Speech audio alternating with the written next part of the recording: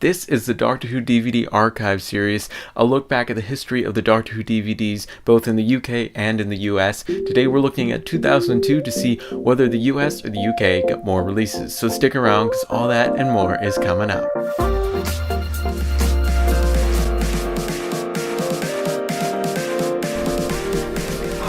The best box set that you can buy for Doctor Who. Hey guys, welcome back to the Doctor Who Guide. I'm your host Alex Patterson, and if you want to grow your Doctor Who knowledge, collection, and connection with other Doctor Who fans, then definitely consider subscribing for new videos at least every single Saturday. If you're really into Doctor Who DVDs, especially the rare ones in the US, then definitely check out this unboxing I did of a rare DVD that completes an 8-year journey for me. And as you may know, in the past 2 videos where we've covered 3 years, we tally up the number of releases in the UK for Luke and the number of releases in the US for me to see who has more. The winner of that round gets a point. Currently the score is 3 for Luke and 0 for me in the US. I'm hoping to change that this year, but first we're going to find out what DVDs were released in the UK. Yeah, we're back. It's 2002. Just can't think of anything that actually happened in 2002. Nothing. I've not a clue. Anyway, 2002 Doctor DVDs in the UK, and yeah, let's go through them. On the 14th of January, we got The Tomb of the Cybermen. This is the first black and white release ever, the first Troughton, first Cyberman story ever released, and it is one of the greatest. 60s Cyberman stories are always the better ones, unless it's an 80s one, or the 70s one. Anyway, yeah, then on the 8th of April, we got the Arkham Space. Now, the Arkham Space is, sort of said its effects are a bit bad, but the story itself was amazing. This is the first time I watched it was on this. It was actually last year, I think, the first time I watched it for a long time. I had seen it once when I was a child, and the next release was the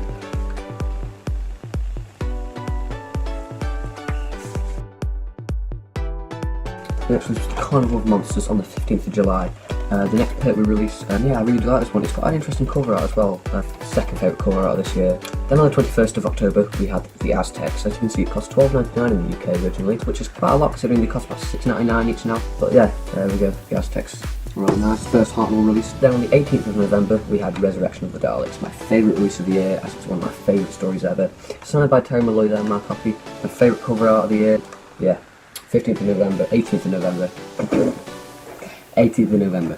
Thank you so much, Luke. That is awesome. Looks like you guys have 5 DVD releases for the UK. So for the US in 2002, we had to wait until April 2nd before we get 2 Doctor Who DVD releases, the first of which was Doctor Who Remembrance of the Daleks. This is an awesome story that is great to have in the collection, but there was another DVD released on April 2nd, and that was Doctor Who The Caves of Androzani. After that, we didn't get any releases until the month of August. On August 6th, we got 2 more DVD releases, the first of which was the iconic Tomb of the Cybermen.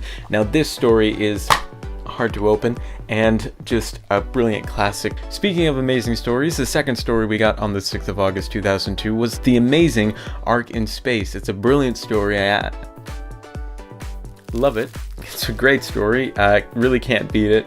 It's really an amazing classic and one that is really iconic. Then came along the 1st of October 2002, which was a big day for Doctor Who DVD collectors because we got the Doctor Who Key to Time box set release, which contained all of these lovely stories. Now, unfortunately, I do not have the actual box set of this, but these are all of the original releases that you would have gotten in the box set. The thing to note about these DVDs is the Key to Time segments on all of the Doctor Who DVDs. I think that's quite a cool added effect. We got Doctor Who, the Ribos Operation, the Pirate Planet, Stones of Blood, the Androids of Tara, the Power of Kroll, and the Armageddon Factor. Very basic cover artwork, but all of them come with a commentary by 1, 2, or 3 of the actors from the episodes, pop-up production notes, photo gallery, and Who's Who.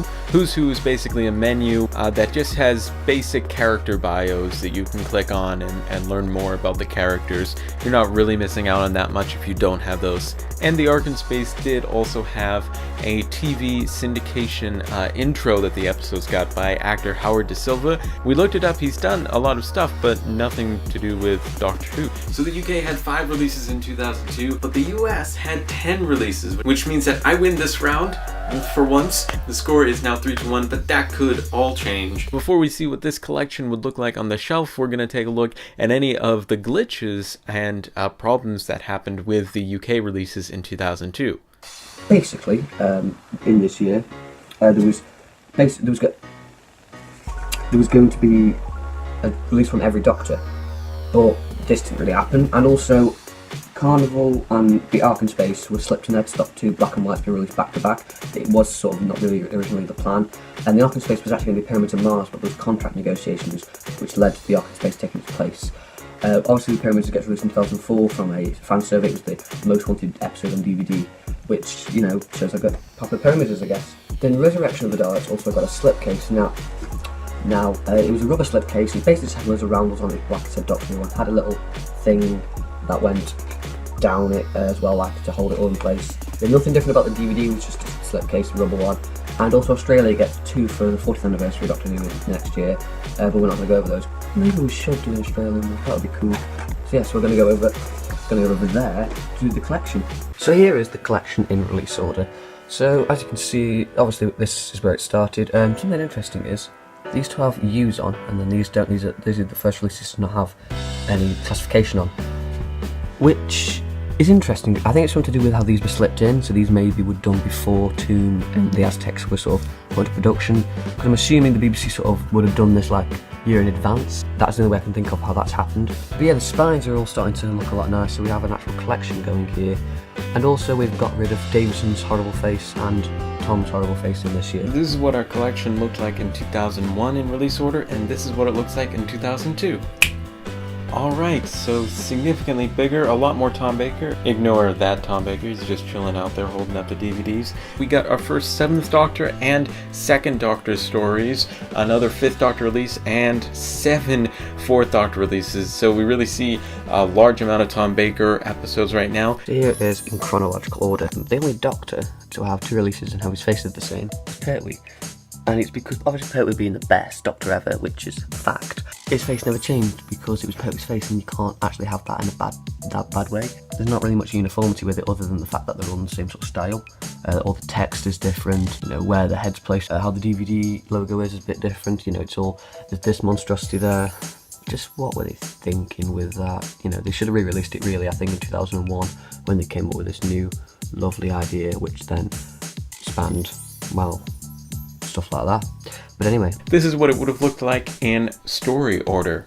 We have our first complete season in the form of season 16, and we also get the first Dalek story released on DVD with Remembrance of the Daleks, and the first Cyberman story with Tomb of the Cybermen. If you want to grow your Doctor Who knowledge collection and connection with other Doctor Who fans and see more DVD related videos, then definitely consider subscribing to the Doctor Who Guide. And if you liked what you saw of Luke Review 76, definitely consider subscribing and checking out his channel. Thank you so much for watching, and I will see you in the next video. Yeah, see you next one. Bye. So it looks like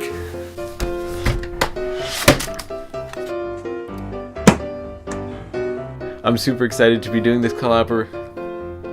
12th, 21st. Today we're looking at 2002.